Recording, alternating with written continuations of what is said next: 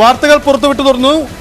Wayanad seat Rahul ഒഴിയും, പകരം അദ്ദേഹത്തിന്റെ സഹോദരി വയനാട് സീറ്റ് ഏറ്റെടുക്കും എന്ന തരത്തിലുള്ള ചില ചർച്ചകൾക്ക് പോലും തുടക്കമിട്ട് കഴിഞ്ഞു. അങ്ങനെ സൂചനകൾക്കനുസരിച്ച് ദേശീയ തലത്തിലുള്ള രാഷ്ട്രീയ മാറ്റങ്ങളും ആലോചനകളും നടക്കുന്നു എന്നൊരു ഘട്ടം കൂടിയുണ്ട്. ഉത്തർപ്രദേശിൽ കോൺഗ്രസ് ശക്തമായിട്ട് തിരിച്ചു വരുന്ന ഒരു സാഹചര്യം, അമേഠി അടക്കം കൈപ്പിടിയിൽ ഒതുക്കുന്ന ഒരു സാഹചര്യം. പ്രിയങ്ക വയനാട്ടിൽ വരാനുള്ള ഒരു സാധ്യതയുണ്ടോ? ശരിക്കും അത്തരം സാധ്യതകൾ തള്ളിക്കളയാൻ കഴിയില്ല. വടക്കേണ്ടിയിൽ രാഹുൽ നയിക്കും, സഹോദരി തെക്കേണ്ടി നയിക്കും. ആ തരത്തിലുള്ള ചില മുദ്രാവാക്യങ്ങളും ആലോചനകളും കോൺഗ്രസ് ക്യാമ്പിൽ നടക്കുന്നു എന്നതാണ് അനൌദ്യോഗിക റിപ്പോർട്ടുകൾ. വടകരയിലെ ലീഡ് നിലയിൽ വീണ്ടും മാറ്റമുണ്ടാകുന്നു.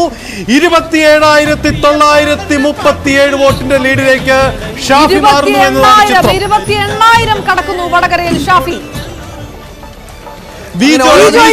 വീണ്ടും മാറ്റങ്ങളിൽ ചിത്രം മാറുന്നു. 126 വോട്ടിന്റെ ലീഡ് വിജോയ്ക്ക്. വീണ്ടും ചിത്രം മാറുന്നു ആറ്റിങ്ങലിൽ. ആറ്റിങ്ങൽ അങ്ങേറ്റം നിർണായകമാവുന്നു. ഇടതുപക്ഷത്തിന് ഈ ലോക്സഭയിൽ പ്രതീക്ഷിക്കാൻ കഴിയുന്ന 2 മണ്ഡലങ്ങൾ, ഒന്ന് ആലത്തൂർ, മറ്റൊന്നത് ആറ്റിങ്ങലാണ്. പക്ഷേ ആറ്റിങ്ങൽ പിടികൊടുക്കുന്നില്ല, പിടിതരുന്നില്ല. ആറ്റിങ്ങൽ മാറി മാറി കളിക്കുന്നു. 126 വോട്ടിന്റെ ഭൂരിപക്ഷം മാത്രം.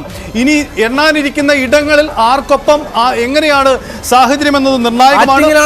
ആറ്റിങ്ങലാണ് നിർണായകം. ആറ്റിങ്ങലിലെ തെരഞ്ഞെടുപ്പ് ഫലം LDFന് നിർണായകമായി മാറുന്നുണ്ട്. നമുക്ക് വളരെ പെട്ടെന്ന് തിരിച്ചു വരാം. ഒരു 10 സെക്കൻഡ് ഇടവേള. ആ വിജയിയിലേക്ക് മറ്റ് സ്ഥാനാർത്ഥികൾക്ക്, മറ്റ് ടെലിവിഷൻ ചാനലുകൾക്ക് എത്തിപ്പെടുകയുമാണ് ചെയ്യേണ്ടി വരുന്നത്. നമുക്ക് ആവർത്തിച്ച് പറയാൻ സാധിക്കുന്നു, മറ്റ് ടെലിവിഷൻ ചാനലുകളുടേതുപോലെയുള്ള ഒരു തരത്തിലുമുള്ള അഭ്യൂഹ കണക്കുകൾ അല്ല, മറിച്ച് ഈ സോഫ്റ്റ്വെയർ ഉപയോഗിച്ചുകൊണ്ടുള്ള കണക്കാണ് നമ്മൾ.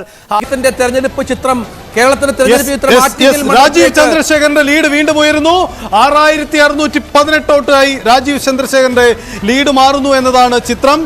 തിരുവനന്തപുരവും നിർണായകമാണ്. തിരുവനന്തപുരത്ത് ഏറ്റവും ഒടുവിൽ 1307 ബൂത്തുകളാണ് തിരുവനന്തപുരം ലോക്സഭാ മണ്ഡലത്തിലുള്ളത്. നിലവിൽ 500-ലധികം ബൂത്തുകളിൽ മാത്രമാണ് കൗണ്ടിംഗ് പൂർത്തിയായത്. അങ്ങനെയെങ്കിൽ 50% കൗണ്ടിംഗ് മാത്രമേ പൂർത്തിയായിട്ടുള്ളൂ. ഇനിയും നിർണായകമാണ്. സസ്പെൻസ് ഉണ്ട്. പിടി തരുന്നില്ല തിരുവനന്തപുരം. നമുക്ക് കാത്തിരിക്കേണ്ടി വരും.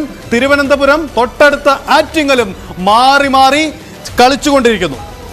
തിരുവനന്തപുരവും ആറ്റിങ്ങലുമാണ് നിർണായകം. ആറ്റിങ്ങലിന്റെ ഫല സൂചനകൾ വളരെ നിർണായകമാണ്. കാരണം ഇപ്പോൾ തൽക്കാലം LDFന് ഒരു മണ്ഡലത്തിൽ മാത്രമാണ് വിജയ സാധ്യത ഇപ്പോൾ ഉരുത്തിരിഞ്ഞു വന്നിരിക്കുന്നത്. അത് ആലത്തൂരാണ്. ആറ്റിങ്ങൽ കൂടി ലഭിച്ചാൽ BJPക്കൊപ്പം 2-2 എന്ന നിലയിലെങ്കിലും LDFന് എത്താം എന്നാണ് ഇപ്പോഴത്തെ ഫലസൂചന നൽകുന്നത്. ആറ്റിങ്ങൽ സാധ്യതയുമുണ്ട്. ഇടതുപക്ഷത്തിന്റെ കോട്ടയാണ് ആറ്റിങ്ങൽ എന്നുകൂടി ചേർത്ത്.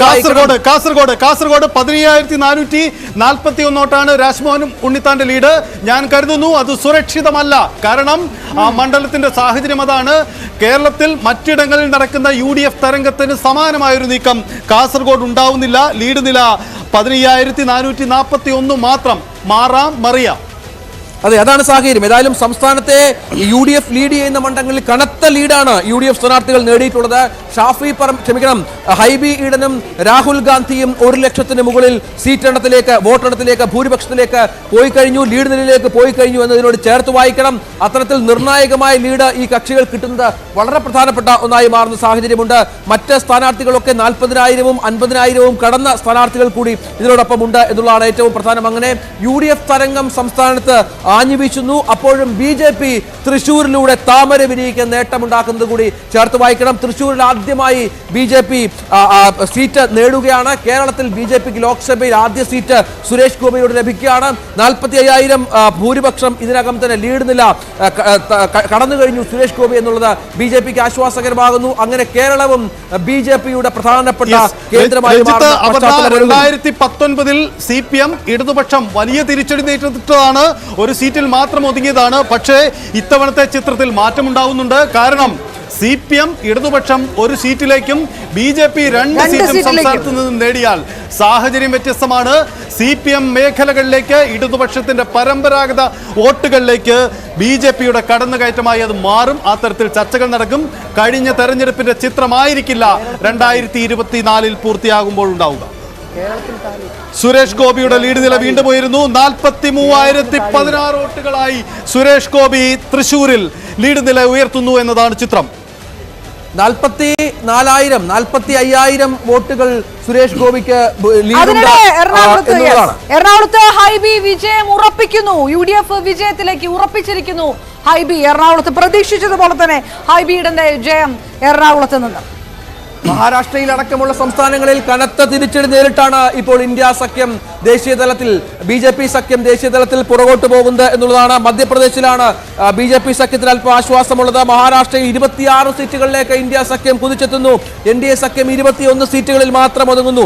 UPയിൽ കൂടുതൽ സീറ്റുകളിൽ സമാജ്വാദി പാർട്ടി കോൺഗ്രസ് സഖ്യം ജയിക്കുന്ന സാഹചര്യം കൂടി ഇതിനോട് ചേർത്ത് വായിക്കണം. അങ്ങനെ വലിയ തിരിച്ചടി NDA സഖ്യം ദേശീയ തലത്തിൽ നേരിടുന്നു. സർക്കാർ രൂപീകരണവുമായി ബന്ധപ്പെട്ട പ്രതിസന്ധികൾ പോലും ഉണ്ടാകത്തക്ക വിധത്തിലേക്കാണ് ഇപ്പോൾ കാര്യങ്ങൾ നീങ്ങുന്നത്. എങ്ങോട്ടും ചാഞ്ചാടാവും സഖ്യകക്ഷികൾ. അവർ ഒരുമിച്ച് ചേർന്നാൽ ഒരു പക്ഷേ സർക്കാർ രൂപീകരണം എന്നുള്ള വലിയ കടമ്പയിലേക്ക് ഇന്ത്യ സഖ്യം ചെന്നേക്കാം, കടന്നു ചെന്നേക്കാം. അതിനുള്ള സാധ്യതകൾ ഇനിയുള്ള മണിക്കൂറുകളിൽ സ്വാഭാവികമായും വലിയ ചോദ്യമായി മാറും. NDA സംബന്ധിച്ച് 42-37 എന്ന രീതിയിലേക്ക് കണക്ക് മാറുന്നു UPയിൽ മാറുന്നു. 2-3 ഘടകങ്ങൾ. ഒന്ന്, ഹിന്ദി ഹൃദയ മേഖലയിലെ പ്രധാനപ്പെട്ട സംസ്ഥാനത്ത് ആ തരത്തിൽ ഇന്ത്യ മുന്നണി നേട്ടമുണ്ടാക്കുമ്പോൾ അത് വരുംകാല രാഷ്ട്രീയത്തിന് വഴിമരുന്നിടുന്ന ഒരു രാഷ്ട്രീയ നീക്കമായി മാറുന്നു എന്ന പശ്ചാത്തലം. മറ്റൊന്ന്, മുൻകാല തെരഞ്ഞെടുപ്പുകളിലും കോൺഗ്രസ് SP ധാരണയുണ്ടായിരുന്നു. പക്ഷേ ഇത്തവണ ഒരു മുന്നണിയായി മത്സര രംഗത്തിറങ്ങി അത് അതേ അർത്ഥത്തിൽ വിജയം കാണുന്നു എന്ന സൂചനകൾ ഈ ഘട്ടത്തിൽ പുറത്തു വരുമ്പോൾ BJPക്ക് വെല്ലുവിളി ഹിന്ദി മേഖലയിൽ അവരുടെ ശക്തി കേന്ദ്രത്തിൽ ഉണ്ടാകുന്നു എന്ന ചോദ്യമാണ്. ഒപ്പം രാഹുൽ ഗാന്ധിക്കും കോൺഗ്രസിനും ഒരു മധുര പ്രതികാരം കൂടിയുണ്ട് UPയിൽ നിന്നും. റായ്ബറേലിയിലെ വലിയ വിജയം രാഹുൽ ഗാന്ധിയെ കാത്തിരിക്കുന്നു.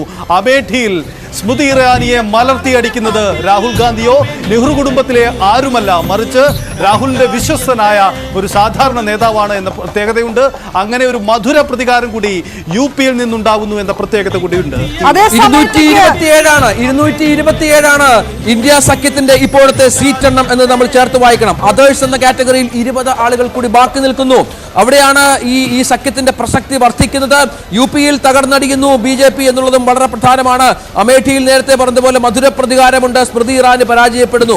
പ്രധാനപ്പെട്ട പല നേതാക്കളും പല സംസ്ഥാനങ്ങളിലും BJPയുടെ തോറ്റടിയുന്ന സാഹചര്യം ഒരുങ്ങുന്നു. കേന്ദ്രമന്ത്രിമാർ പോലും തോക്കുന്ന കണക്കുകൾ പുറത്തു വരുന്നുണ്ട്. അതുകൊണ്ട് തന്നെ BJP സഖ്യത്തിന് മുന്നിൽ വലിയ ചോദ്യചിഹ്നമായി 2024 തെരഞ്ഞെടുപ്പ് ഫലം മാറുന്നു എന്നതും നിർണായകമാണ്. അപർണ, രഞ്ജിത്ത്, ഒരു കാര്യം കൂടി കേരള ചിത്രത്തിലേക്ക് വീണ്ടും വരുമ്പോൾ കേരളത്തിലെ ന്യൂനപക്ഷ വോട്ടുകൾ പൂർണ്ണമായും UDFനൊപ്പം നിന്നു എന്നൊരു വിലയിരുത്തൽ ഈ ഘട്ടത്തിൽ വേഗത്തിൽ നമുക്ക് നടത്തേണ്ടി വരും. ഒരുപക്ഷെ അതിന്റെ വിശദമായ കണക്കെടുപ്പുകൾ നടത്തേണ്ടി വരും. എന്നിരുന്നാൽ കൂടിയും പ്രത്യേകിച്ച് മലപ്പുറം, പൊന്നാനി അടക്കമുള്ള മലപ്പുറം ജില്ലയിലെ പ്രധാനപ്പെട്ട മേഖലകളിലൊക്കെ വൻ ഭൂരിപക്ഷത്തിലേക്ക് UDF സ്ഥാനാർത്ഥികൾ മാറുകയാണ്. കാരണം അവിടെ വോട്ട് ചോർച്ച ഉണ്ടായി.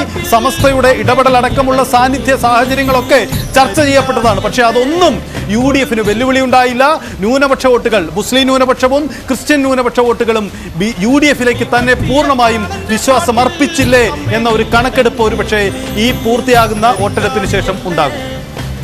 ഏതായാലും നിർണായകമായ മത്സരം നടക്കുന്നത് അത് ആറ്റിങ്ങിലാണ് എന്നതാണ് ഏറ്റവും പ്രധാനപ്പെട്ട വിവരം. ഇപ്പോൾ വീണ്ടും അടൂർ പ്രകാശ് മുന്നിലാണ് എങ്കിൽ പോലും കാര്യങ്ങൾ മാറി പറയുന്നുണ്ട്. ബി ജോയിയും അടൂർ പ്രകാശും തമ്മിലുള്ള ഏറ്റവും പ്രധാനപ്പെട്ട മത്സരം LDFന്റെ 2ാം സീറ്റ് ആറ്റിങ്ങിലാകുമോ എന്ന കാര്യം ഇനി കാത്തിരുന്ന് കാണണം. കാരണം ഇനി ഒരുപാട് ബൂത്തുകൾ എണ്ണാനുണ്ട്. ഏതാണ്ട് 50% ബൂത്തുകളുടെ മാത്രമാണ് എണ്ണൽ പൂർത്തിയായിരിക്കുന്നത് എന്ന് ചേർത്ത് വായിക്കണം. സ്വാഭാവികമായും അവിടെ 2 മുന്നണികൾക്കും വിജയ സാധ്യതയുണ്ട്. അതുപോലെ തിരുവനന്തപുരത്ത് എന്താണ് സംഭവിക്കുന്നത് കാത്തിരുന്ന് കാണണം. ഇപ്പോൾ രാജ് ചന്ദ്രശേഖറിന് 7000 വോട്ടുകൾ ലീഡുണ്ട് എങ്കിൽ പോലും അതും മറിയാം. അവിടെയും 3-ൽ 2 വോട്ടുകൾ. കൊല്ലത്തെ ചിത്രം വേഗത്തിൽ ഒന്ന് വിശദീകരിക്കാം. 41,477 വോട്ടുകളാണ് NK പ്രേമചന്ദ്രന്റെ നിലവിലെ ലീഡ്. പക്ഷേ അതിലെ ചിത്രം M മുകേഷ് നേടിയ വോട്ടുകൾ 79,390 ആണ്. G കൃഷ്ണകുമാർ 40,073 വോട്ടുകൾ അവിടെ നേടിയിട്ടുണ്ട്. അതിനർത്ഥം BJP പരമ്പരാഗതമായി നേടിയിരുന്ന